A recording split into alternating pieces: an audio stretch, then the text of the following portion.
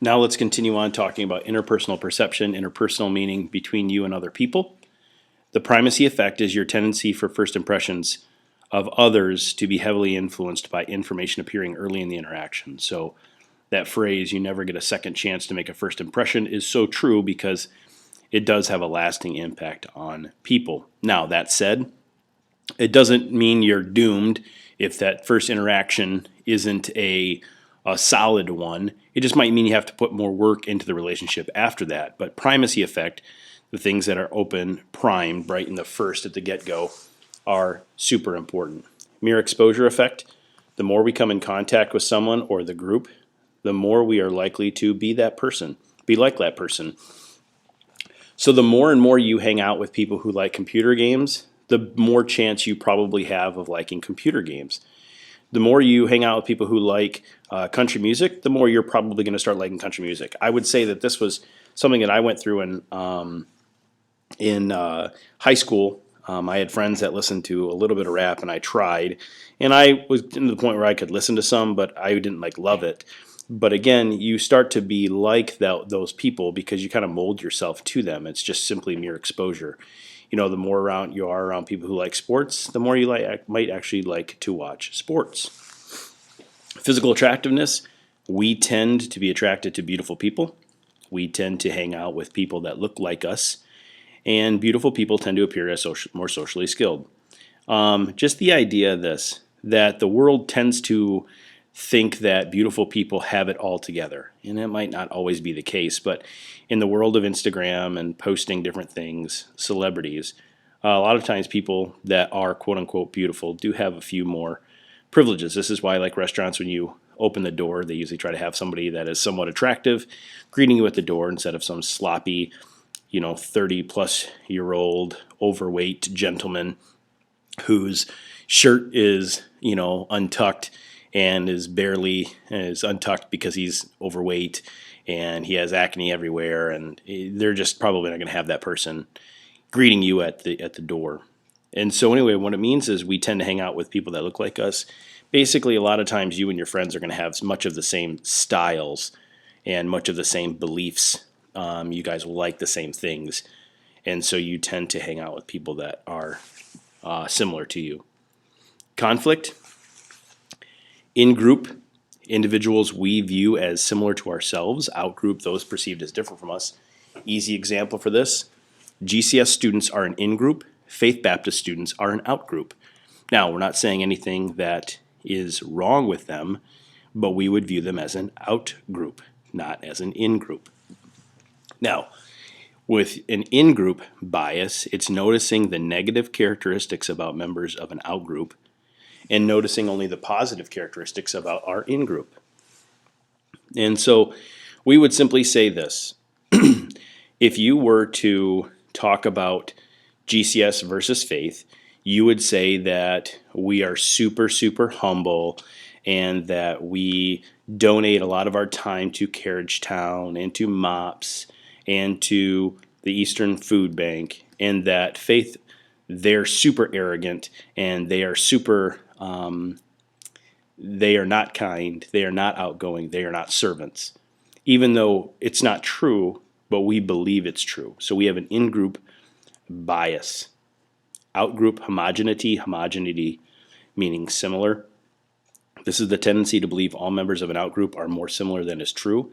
Basically saying this, it's easy for individuals to acknowledge that only some members at their school are disrespectful fans. That's the in-group bias. Yeah, believe that all of the other team's fans are disrespectful. That is out-group homogeneity. So you go to a basketball game, it's a rough game, referees aren't doing great, and then the next day at school, everybody comes here and starts talking about the game, and you say, oh, our fans were the greatest, we did so well, and you would say that all of their team's fans were angry, were malicious towards the referees and towards the other players. And so you would say that your group, the in-group bias, was not disrespectful.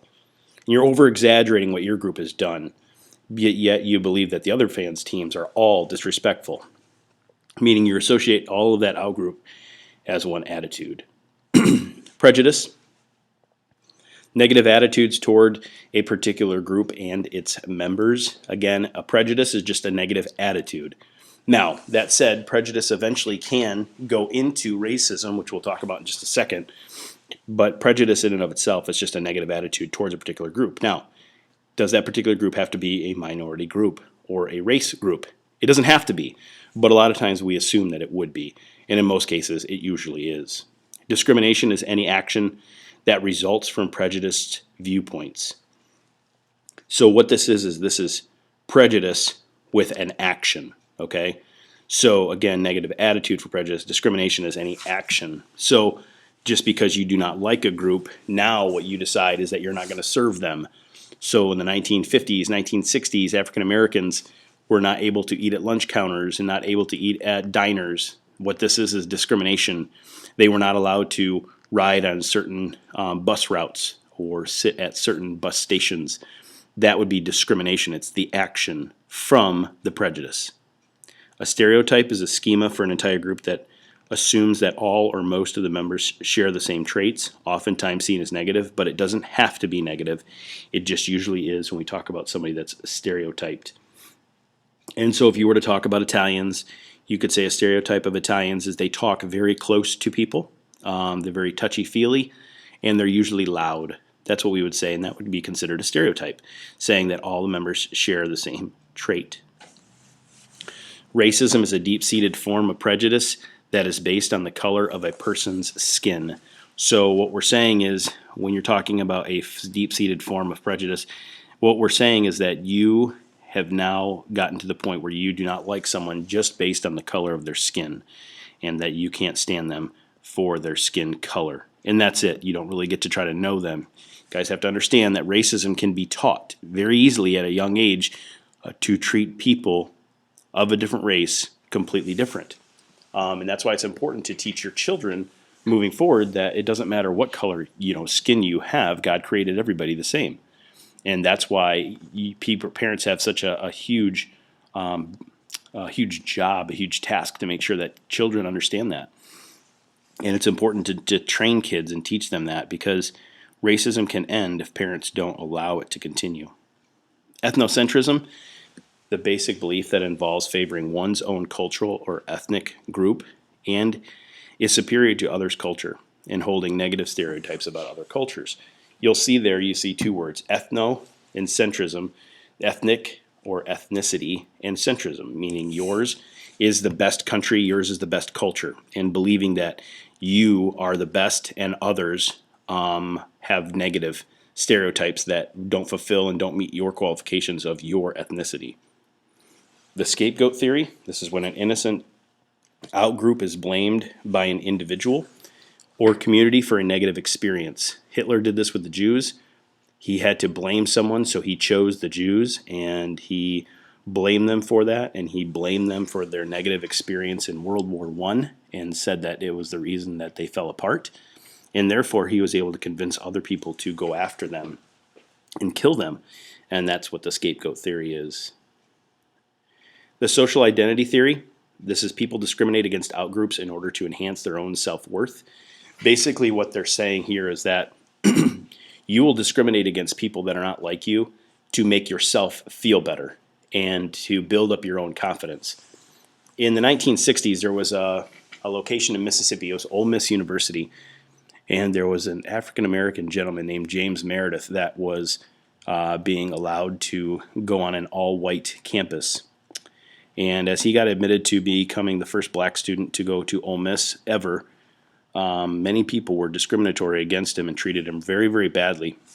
And I was watching an interview with some of the guys that did some of the horrible things to him later on this TV show. They were admitting that they did it to make themselves feel better because they were scared of him and they didn't know what it was going to be like if more African Americans joined their college. And so people discriminated against him, against the outgroup, in order to enhance their own self-worth, in order to enhance what they feel about themselves. We've got a little bit more to go. What I'm going to do is I'm actually going to stop here because my video is going to run long and I don't want to rush through this other stuff. So that is it for this video. We'll pick up at decreasing conflict.